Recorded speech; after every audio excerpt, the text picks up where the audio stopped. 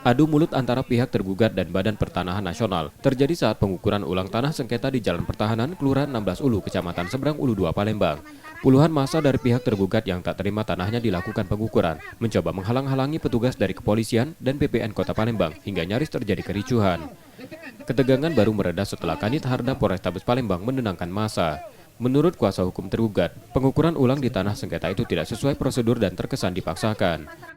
Itu akan terjadi pengembalian data dan ukur ulang terhadap objek-objek tanah yang dilaporkan pelapor gitu.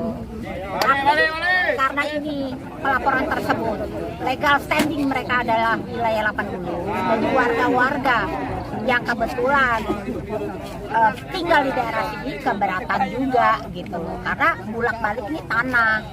Harusnya kalau memang melakukan suatu pengukuran pengembalian batas, mekanismenya harus dipenuhi dulu dalam peraturan PPN. Satu, kalau memang polisi atau penyidik ingin melakukan suatu proses ukur ulang, tingkatkan dulu ini sidik, karena ini kan upaya paksa.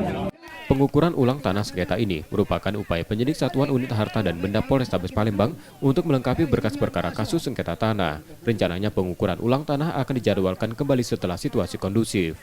Kegiatan penetapan batas ini kan merupakan salah satu langkah yang dilakukan oleh penyidik Polres.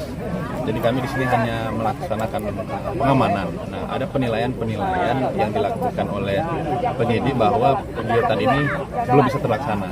Jadi tadi saya sampaikan kepada warga masyarakat, yang mana kepentingan kami di sini sebagai pengamanan adalah menjaga situasi agar tetap kondusif. Dan alhamdulillah situasi tetap kondusif dan akan dijadwalkan kembali untuk kegiatan penetapan ulang tapal batas di Kelurahan 16 Ulu. Yudi Kiswanto, Kompas TV, Palembang, Sumatera Selatan.